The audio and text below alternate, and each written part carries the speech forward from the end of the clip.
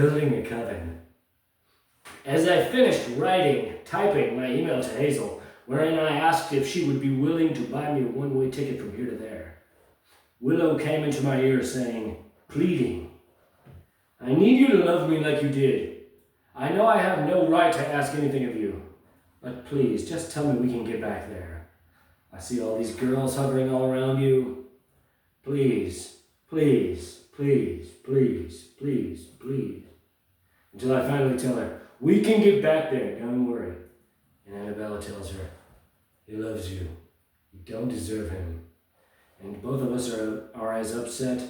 And both of us are upset as she listens to Love Me Like You Do. Artist, fartist, more like, unknown. And I look for pieces of cigarettes to smoke in front of the front door. To no avail. She says, thank you, Ethan, for being so good to me. I want us to be close, referencing my email to Hazel. And after a moment, I admit, I've always wanted that. And I remind Lisa I'm thinking about her too. And she says, yes, he's so good to us. You're such a dumb bitch, Willow. To which Willow replies, I know. Lisa tells me that she's going to be good to me once I get there and make sure I'm comfortable and that I have everything I need. I appreciate such loving, kind words. I want to keep this feeling of being loved. I'll do whatever I have to. But now, seeing love be degraded to a weapon, I have to be careful. Willow apologizes. I have no justification for believing her. And I don't. But I don't want to. I know I'm a fool. I just took my socks off for the first time in weeks. It's a fucking war zone down there. Trench foot ripples of pruned flesh dominate under my toes, as well as the top arch. Blisters and brittle nails throughout. Eat your fucking heart out. Dirt coagulated into thoroughfares between toes.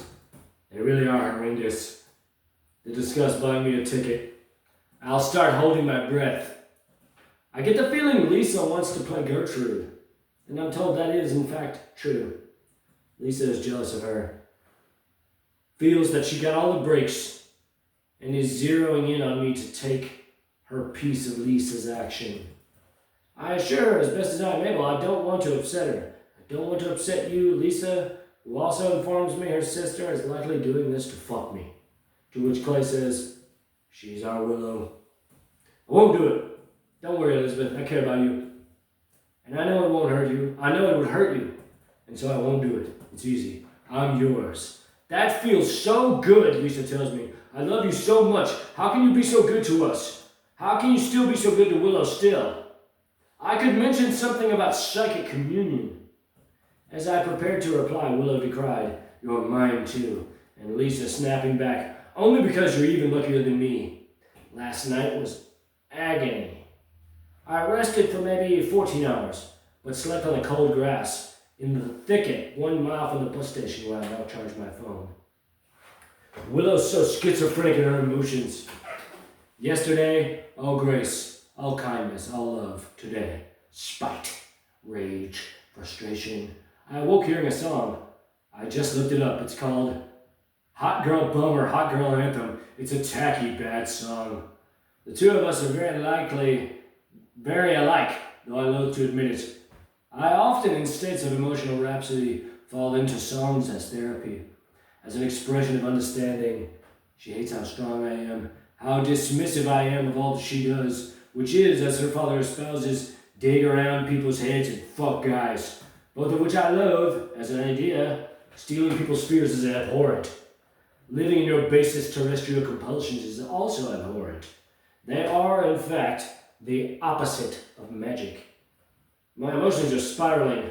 The thought of walking 16 days to New York is so exhausting to consider, and I have no choice. I have to see it through. Hazel tells me she's doing it.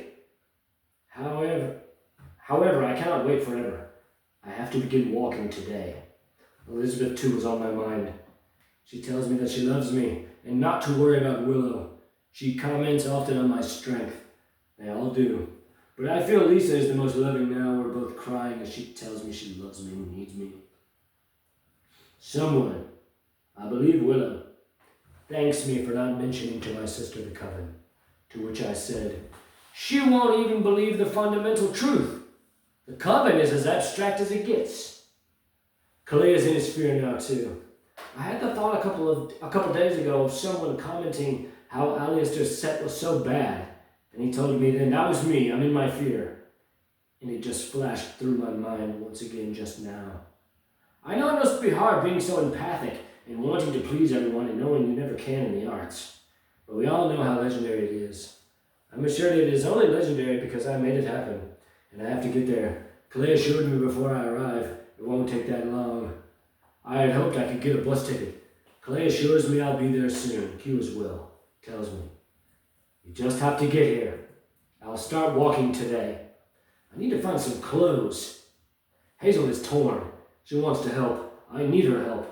She knows they all want her to, and that it has to be her. She can call me, but she knows she doesn't need to because it is me.